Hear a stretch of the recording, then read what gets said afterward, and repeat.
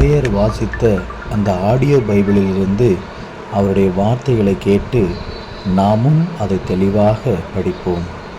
திருப்பாடல் 23. ஆண்டவரே என் ஆயர், எனக்கேதும் குறையில்லை. பசும்புல் வெளி மீது என்னை அவர் இளைப்பாறச் செய்வார். அமைதியான நீர்நிலைகளுக்கு என்னை அவர் அழைத்து செல்வார். அவர் எனக்கு புத்துயிர் அளிப்பார். தம் பெயர்க்கேற்ப என்னை நீதி வழி நடத்திடுவார். மேலும் சாவின் இருள் சூழ் பள்ளத்தாக்கில் நான் நடக்க நேர்ந்தாலும் நீர் என்னோடு இருப்பதால் எத்தெங்கிற்கும் அஞ்சிடேன்.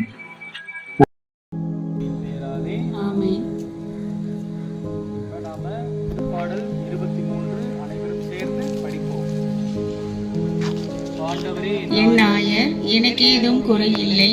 பசும்புல் வெளி மீது என்னை அவர் இளைப்பாற செய்வார். அமைதியான நீர்நிலைகளுக்கு என்னை அழைத்துச் செல்வார். அவர் எனக்கு புத்துயிர் அளிப்பார். தம் பெயர்க்கேற்ப என்னை நீதி வழி நடத்திடுவார். மேலும் சாவின் இருள் சூழ் எத்தீங்கிற்கு அஞ்சிடேன். உன் கோலும் நெடுங்கலியும் என்னை தேற்றும். என்னுடைய எதிரிகளின் கண் முன்னே எனக்கு ஒரு விருந்தினை ஏற்பாடு செய்கின்றேன். என் தலையில் நறுமண தைலம் பூசுகின்றேன். எனது பாத்திரம் திரம்பி வழிகின்றது. உண்மையாகவே என் வாழ்நாள் எல்லாம் உம் அருள் நலமும் பேரன்பும் என்னை புடை சூழ்ந்து வரும். நானும் ஆண்டவரின் இல்லத்தில் நெடுநாள் வாழ்ந்திருப்பேன். இதுவும் தர்மியான தருணத்திலே நாம் அனைவரும் திருப்பாடல் 23 படித்தோம். மிகவும் அற்புதமான வார்த்தை. பசும்புல் வெளி மீது அவர் என்னை இளைப்பாற நடத்தி செல்வார்.